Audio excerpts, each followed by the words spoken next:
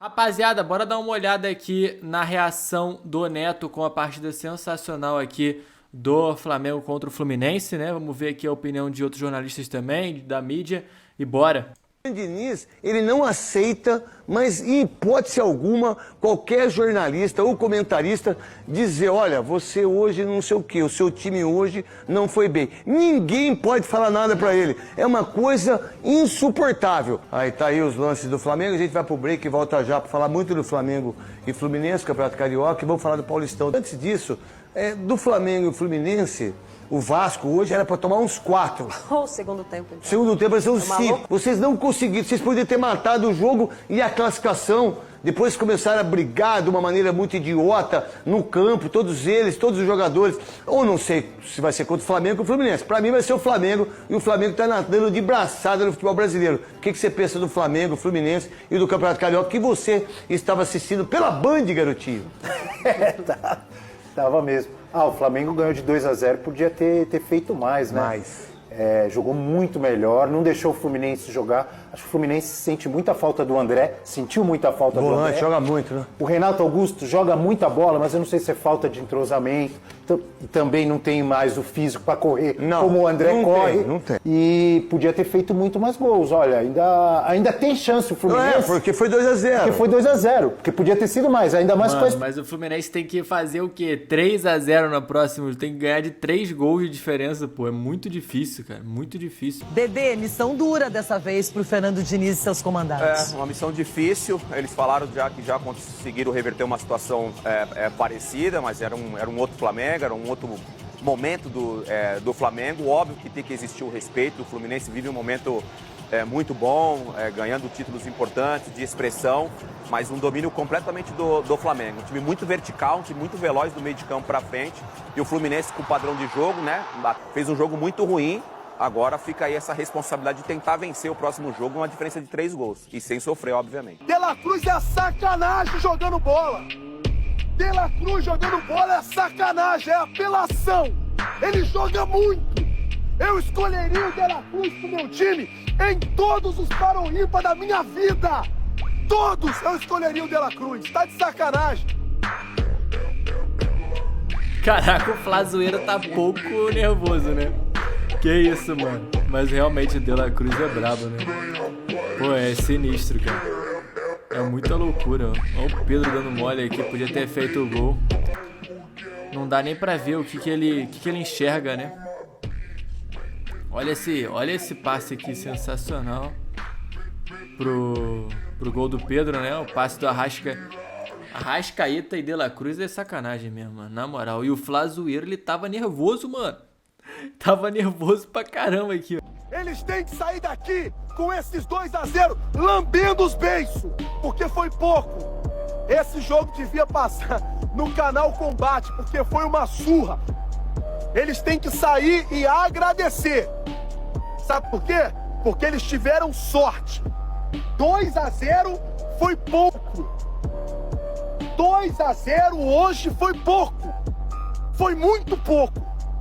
Porque a maneira que o Flamengo jogou era para ter sido muito mais.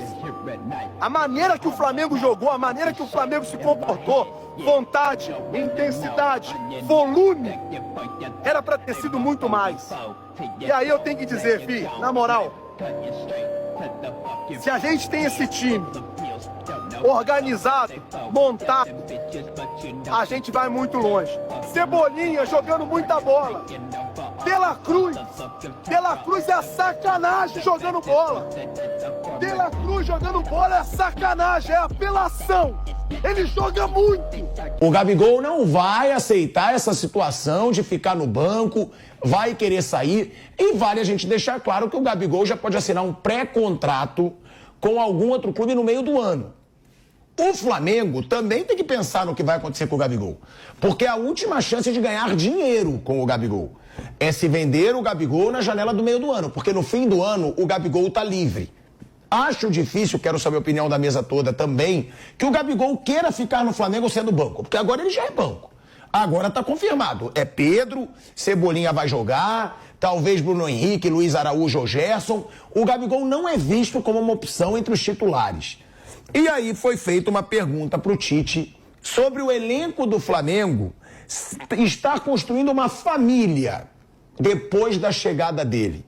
O Tite diz que família é sagrado, mas que está construindo um grupo. E como disse o Mauro aqui, o coletivo do Flamengo melhorou muito. Cara, tem uma parada que eu não entendi nada aqui, pessoal, nessas notícias. O John Arias no Flamengo, assim, que doideira, cara, na moral. O que foi isso? Isso aqui eu não entendi nada. A chance de John Arias trocar o Fluminense pelo Flamengo? Tinha um boato que surgiu nas redes sociais e causou alvoroço entre torcedores de Flamengo e Fluminense. A notícia de que John Arias interessa ao rubro-negro. O meio atacante, o melhor jogador do Fluminense nos últimos tempos, atleta que já havia sido alvo de uma proposta no fim do ano passado do Zenit de 12 milhões de euros e o presidente Mário Bittencourt nem quis abrir conversas. Pois bem, a situação do John Arias é a seguinte, ele tem contrato até dezembro de 2026, o Fluminense é dono de 50% dos direitos econômicos, tentou recentemente comprar outros 50% do Patriotas e o clube que detém essa metade disse não, tá sabendo que mais cedo ou mais tarde o Arias pode ser negociado e essa grana e esse percentual vai render uma enorme grana. John Arias foi perguntado também se pretende deixar o Fluminense. Ele não quis cravar, mas não assegurou que fica, até porque não gostaria de mentir. Mas, apesar de todo esse contexto que eu acabei de explicar, imaginar o Arias trocando o Fluminense pelo Flamengo é praticamente chance zero. O Fluminense não vai vender seu principal jogador para o grande rival, Mário Bittencourt. Tem no Flamengo o seu grande concorrente e ele vai preferir vender para qualquer clube do exterior que aparecer com proposta do que negociá-lo com o Flamengo. Por mais que o Flamengo queira, eu nem consigo confirmar ainda se há esse interesse, dá para assegurar que essa negociação não acontecerá. Se o Zenit, por exemplo, eventualmente fizer uma nova proposta, o Bittencourt pode até facilitar essa negociação, mas não vai negociar o seu principal jogador com um grande rival. Descartemos essa história. Hoje é muito mais fácil para o Flamengo contratar o Maurício do Internacional, e esse é um alvo real do Fla, do que o John Arias, embora o John Arias fosse certamente um enorme acréscimo ao rubro-negro. E você prefere Arias ou Maurício? Use o espaço para comentários e diga se você acha que tem alguma chance de o Fluminense vender seu principal jogador para o grande rival. Mano, qual que é o sentido disso, rival. né? Também Umas paradas que o pessoal inventa, cara. Mas você pediu? Tá bom, vamos negociar. O Casemiro fez a mesma coisa no início antes da temporada passada, né? Ele chegou e falou, quero ir pro Manchester United. Tá bom. O Cristiano Ronaldo foi lá e bateu na porta e falou, quero ir embora, quero ir pra Juventus. O Florentino, tá bom. Ninguém fica no Real Madrid que não queira ficar. Mas você pediu? Tá bom, vamos negociar. O Casemiro fez a mesma coisa no início antes da temporada passada, né? Ele chegou e falou, quero ir pro Manchester United. Tá bom, quer ir?